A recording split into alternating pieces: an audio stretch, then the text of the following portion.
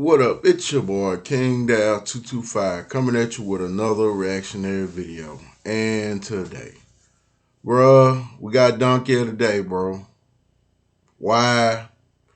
The curious case of Carl Cavalier, a state police whistleblower suspended while trooper involved in the alleged cover-up remained on the job.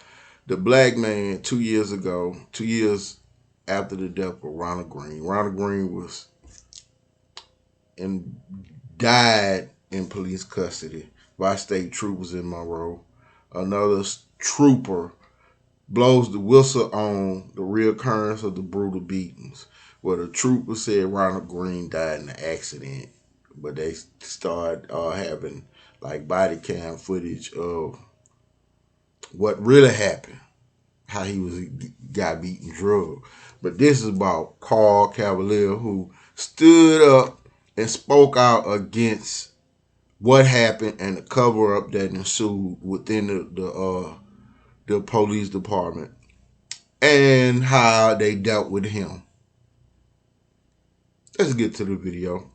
And this is why black people have a hard time trusting like police. Like, because when you got a good one, you'll get rid of him and keep the bad ones. Half years since Ronald Greene died during a violent arrest at the hands of Louisiana State Police, and still, more allegations of excessive force keep surfacing. But for one trooper who tried to reveal the cases long before they were exposed, discipline has moved much more swiftly. Investigative reporter Mike Perlstein sat down with 7-year trooper who's voicing his concerns publicly despite the risk of losing his job.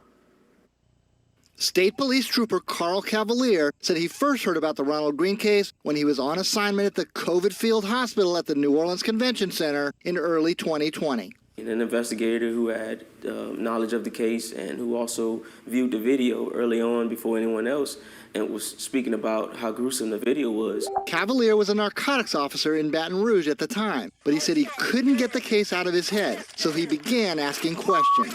What he heard only made him more alarmed. I guess it created like a shock to me. It created like a level of disappointment that I'm still recovering from now.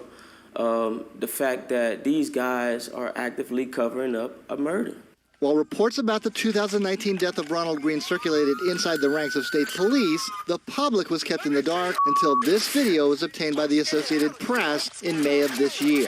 The video shows officers from Troop F in Monroe stunning, beating, and dragging Greene on the ground until he turned limp and died, still handcuffed and shackled. For this Bridge City native and graduate of John Ehret High School, he saw a victim who looked like him. You know, it can happen to anyone. My family member, your family member. I just want the right thing to be done. Exposed while the country was still reeling from the images of George Floyd being murdered under the knee of Minneapolis police officer Derek Chauvin, the video made national news overnight. But the initial state police response was to blast the leak as unauthorized amid ongoing federal and state investigations. Cavalier saw something very different. Killers, and there are people who are okay with the killers being on the job, and that's the people who are a part of the cover-up. Days after the story broke, the state police reversed their position and released additional video.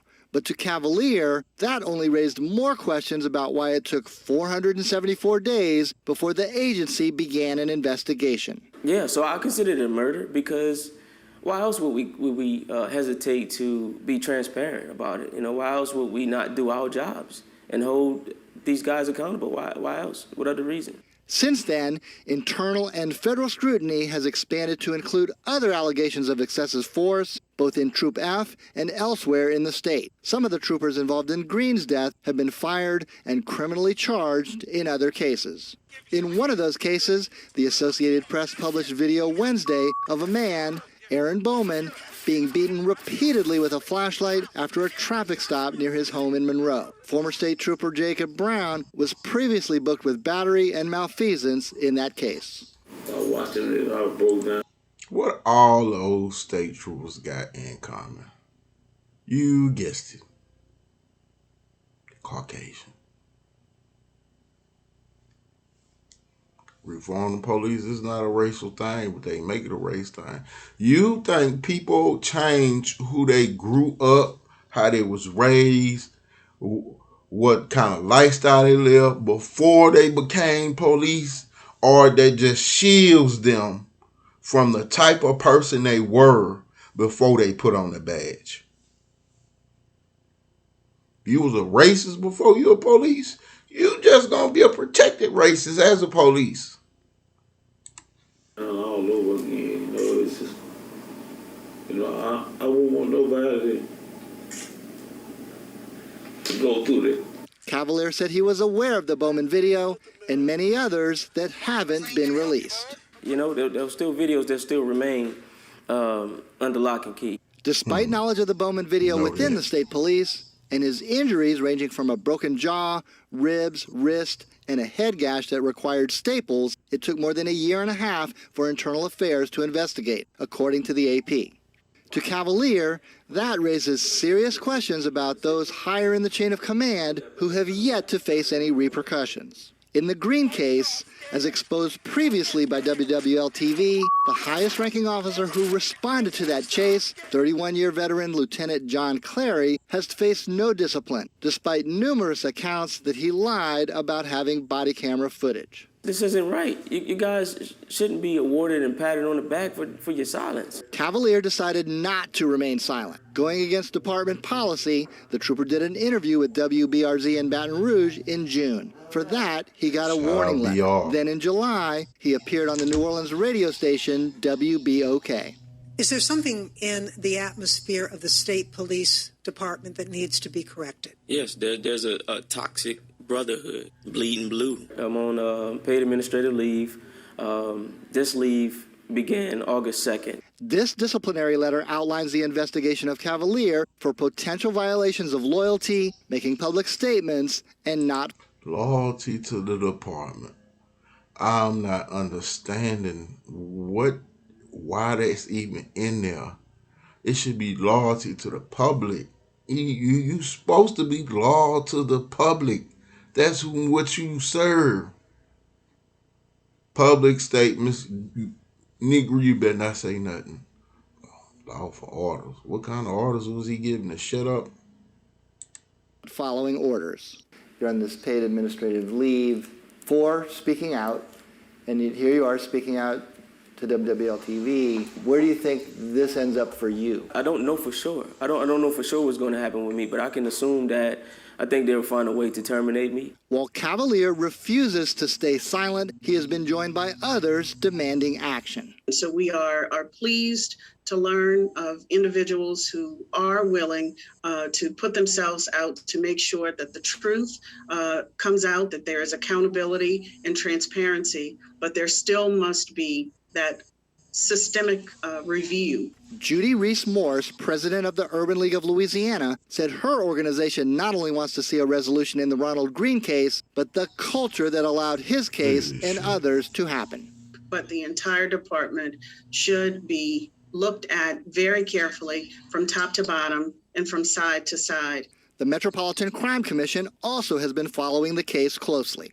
I think it's a safe assumption to say that other troopers feel the same way as Trooper Cavalier feels, but rather than go on the radio, they may be cooperating with law enforcement. Cavalier says he remains loyal to the state police, but another loyalty ranks even higher. What was the motivation to drive you to uncover the facts about that? Oh, just being a decent human being. Just being a decent human being. All it takes. That drives me. That was driving me at the time. That's driving me now. Mike Pearlstein, Eyewitness News. So the state police offered a lengthy statement about all of the ongoing investigations. And it is this, quote, as the investigation into the death of Ronald Greene remains under review by federal and state authorities, LSP continues to offer our full cooperation. Although the ongoing investigation prevents the release of further information, LSP fully intends to release all available documents and investigative files at the appropriate time. As the department awaits the findings of the federal investigation, the men and women of the Department of Public Safety remain dedicated to professional public service across our state. So that's the curious case of Carl Cavalier a black state trooper who chose to be courageous and brave and speak out against the cover-up of the death of Ronald Greene and police brutality. And what did they choose to do? Me being from Baton Rouge, this affects me fucking tremendously. What did they choose to do? They choose to terminate the black man who stood up, and the people involved in the death of Robert Greene are still on the job. Well, this your boy King Down 225 with another reactionary video. Hit that like, subscribe, and become part of the kingdom.